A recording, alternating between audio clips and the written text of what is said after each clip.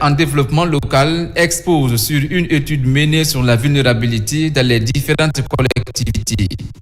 Le motif, valider le document pour identifier des faiblesses économiques et environnementales qui freinent l'élan de développement local. Cet outil va s'ajouter à d'autres outils que nous avons déjà préparés dans le cadre de ce projet, de ce PAGL2, pour former les collectivités, les engager dans le domaine de l'identification d'abord des personnes vulnérables, mais aussi des personnes porteurs d'handicap, et les intégrer dans le développement local.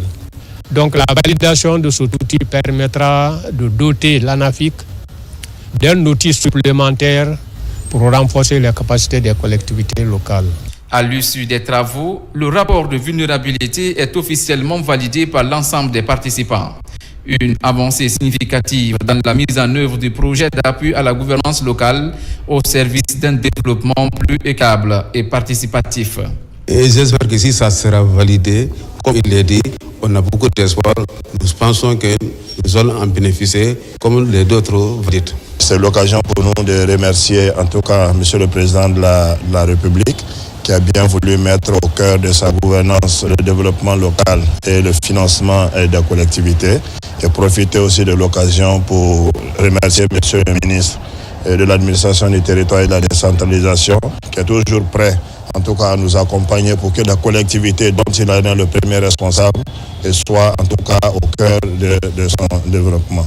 Et également le partenaire technique et financier, notamment la Banque mondiale, qui est le partenaire qui finance le projet d'appui à la gouvernance locale. Le programme est soutenu par la Banque mondiale à travers le projet d'appui à la gouvernance locale.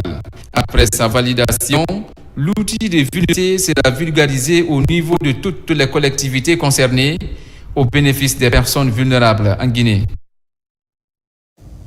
Mise en place du syndicat national des pharmaciens de Guinée, cette structure syndicale aura pour mission de défendre les intérêts des pharmaciens. Par ailleurs, l'instance servira de partenaire pour l'État dans la lutte contre les faux médicaments. Alpha Isiagaba. Un nouveau vent souffle pour le secteur pharmaceutique guinéen. Le syndicat national des pharmaciens de Guinée dispose désormais d'un nouveau bureau composé exclusivement de professionnels du domaine. Ce nouveau bureau aura pour défendre les intérêts des pharmaciens et de lutter contre les mauvaises pratiques au sein de la profession. Nous tâcherons de rester fortement attachés au respect des valeurs africaines et solidaires entre consoeurs et confrères. La vision qui est la nôtre est la consolidation des actes du CIFOC, de l'UNAFAM, la pérennisation des actions de lutte, de tout l'exercice de la pharmacie engagée par les autorités actuelles contre les tracasseries administratives dont sont victimes les pharmaciens, les actions contre les pressions fiscales et la levée du bouclier contre l'indélicatesse de certains concessionnaires des établissements pharmaceutiques. Pour trouver une solution à ces difficultés, la mise en place du bureau du syndicat national des pharmaciens de Guinée s'inscrit dans la volonté d'accompagner l'État dans sa politique d'assainissement du secteur pharmaceutique en Guinée, mais pas seulement. Tous ceux qui ont le diplôme de pharmacien et qui vivent du métier de pharmacien par leur travail ont accès à ce syndicat. Un renouveau qui permet de rassembler tous les professionnels, tous les praticiens du métier de pharmacie. Donc, ça va aider à mieux défendre la profession. Ce n'est pas individuel. Lors de la cérémonie, plusieurs acteurs du monde pharmaceutique ont salué cette initiative qu'ils jugent essentielle pour redonner de la crédibilité à un secteur stratégique dans la pédophilie du pays. Développement local. Télémélé enregistre des avancées. La localité de Gougoudjé précisément, la contrée inspire les autres villages en termes de réalisation. Plus de détails avec Mamadou Saliouba. Au pied de cette chaîne montagne verdoyante, la commune rurale de Gougoudjé, dans la préfecture de Télémélé, engagée dans une dynamique de développement économique et social, la localité connaît une transformation progressive grâce à la réalisation de plusieurs infrastructures sociales de base. des actions portées par les fils ressortissants et résidents sous la coordination du mouvement Agir Ensemble pour l'émergence de Gougoudjé. Les membres de ce mouvement n'ont pas manqué vraiment d'agir. Depuis des années déjà, et à travers des associations non gouvernementales, ils ont œuvré dans le cadre du développement, sur tous les aspects. Donc s'ils viennent aujourd'hui se constituer en un mouvement pour accompagner toujours les actions de développement de la commune rurale de Gougoudjé, ça nous réconforte à plus d'un titre. Pour maintenir cette dynamique, les membres du mouvement appellent à une mobilisation accrue et à un engagement collectif en faveur du développement local.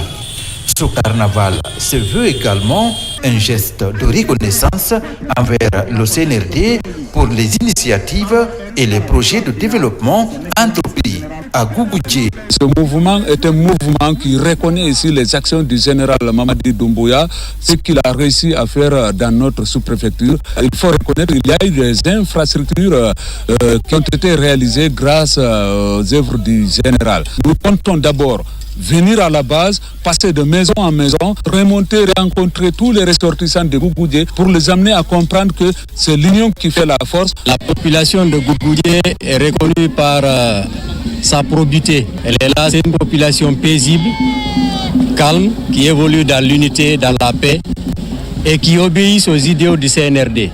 Sur la place publique de la commune rurale, plusieurs intervenants se sont succédés pour inviter les populations à l'unité et à l'engagement personnel dans l'œuvre de développement communautaire.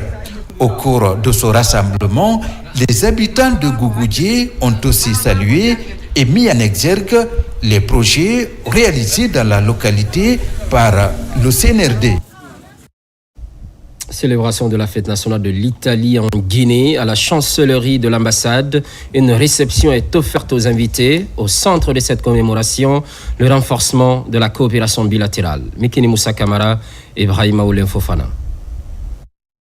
La journée de la République en Italie, célébrée chaque année le 2 juin, commémore le passage historique de la monarchie à la République en 1946 et symbolise la renaissance de la nation italienne sur la base des valeurs fondamentales de démocratie, de liberté et d'unité. À Conakry, cet événement a été célébré en différé par l'ambassade de la République d'Italie en Guinée. Ce sont les principes qui ont inspiré le message de félicitations que le président de la République italienne, Sergio Mattarella, a voulu adresser à son excellent le président Doumbouya le 2 octobre à l'occasion de la fête nationale.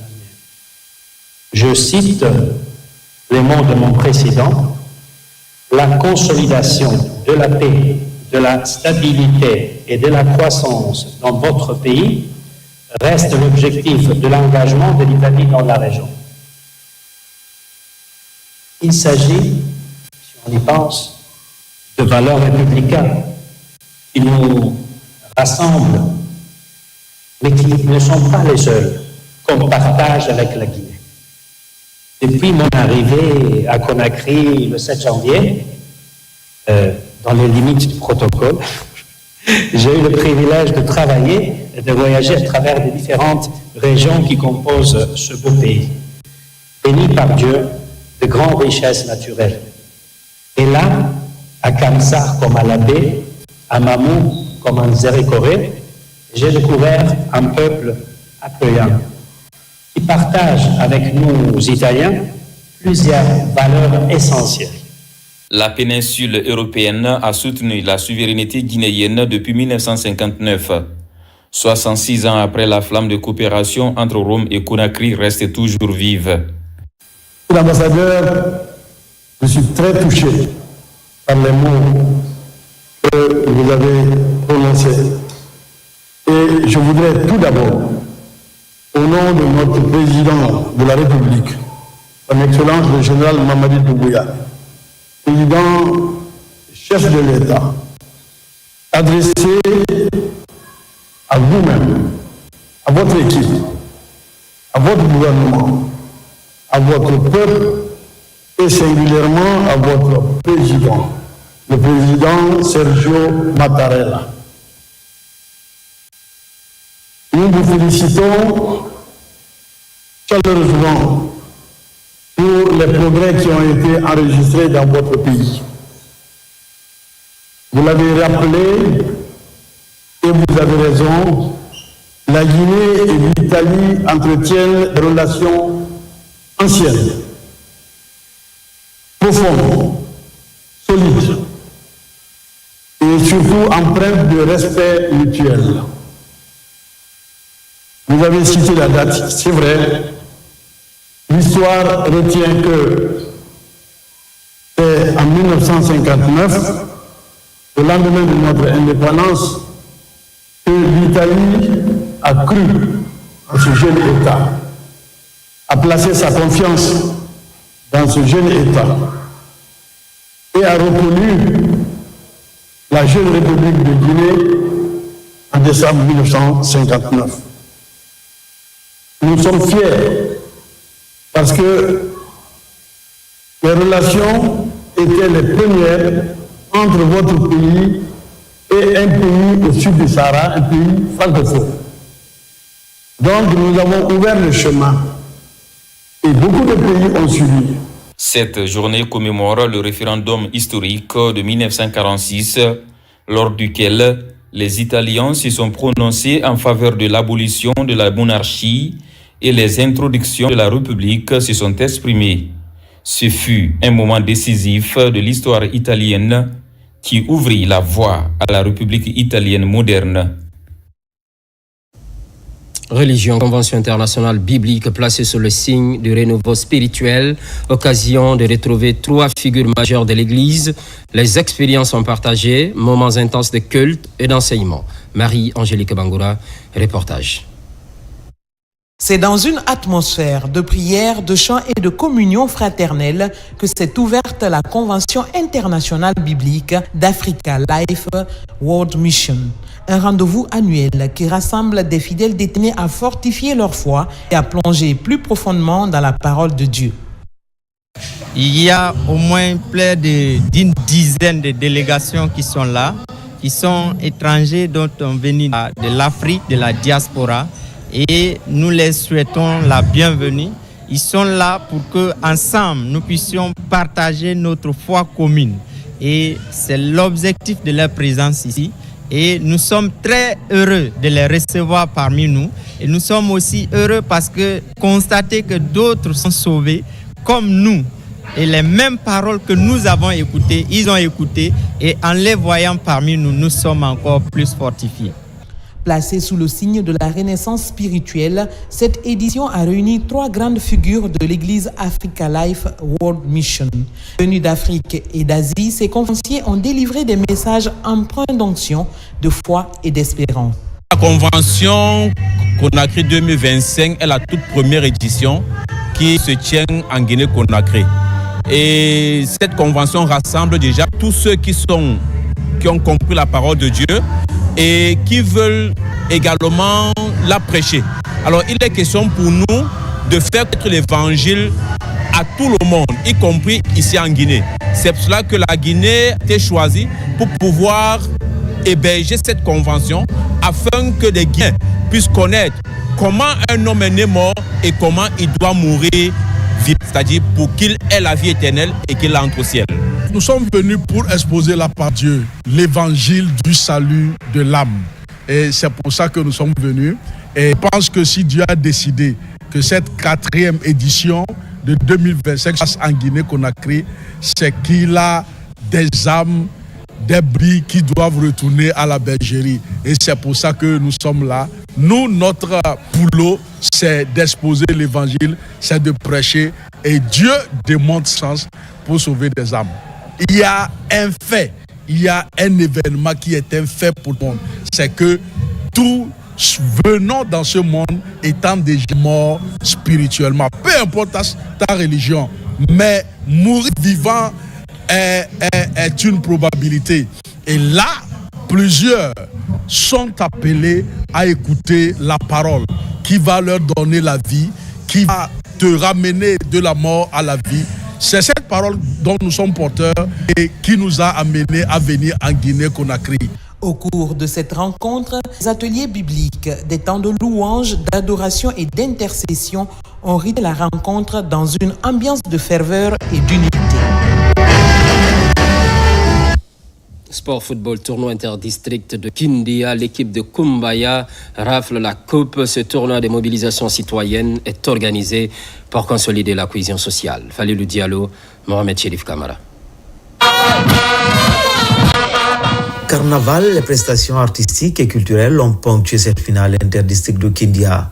La compétition s'est écoulée pendant plusieurs semaines dans une atmosphère conviviale et les organisateurs plus que jamais déterminés à promouvoir la cohésion sociale dans le Kenya. Le football réuni, ça aussi renforce la cohésion sociale et c'est pourquoi nous accompagnons effectivement tous les événements qui sont liés au football dans la préfecture de Kindia et nous sommes acteurs principaux dans ce domaine-là depuis fort longtemps. Donc ce que je lance comme appel à la jeunesse de Kindia, c'est de se donner les mains comme d'habitude et continuer à aller ensemble, main dans la main, pour le bon développement de la ville de Kindia. Le tournoi est doté du trophée Soriba Kouyaté des mines et carrières de la préfecture de Kindia. Le fair play est vivement sollicité pour une mobilisation citoyenne autour du programme de gouvernance du CNRD. À travers les idées de culture de la paix, de la cohésion sociale qui prévaut entre les districts de Kindia, nous remercions très sincèrement les deux ministres, à savoir le ministre de l'administration du territoire et le ministre des Mines, qui ont donné des efforts aux agents de terrain de participer à la culture de la paix pour notre pays. Pendant des jours, les 13 districts de Kindia ont rivalisé d'ardeur et d'énergie pour rafler Dame Coupe. Au cours d'une compétition âprement disputée, c'est l'équipe du district de Kumbaya qui s'est adjugé le trophée.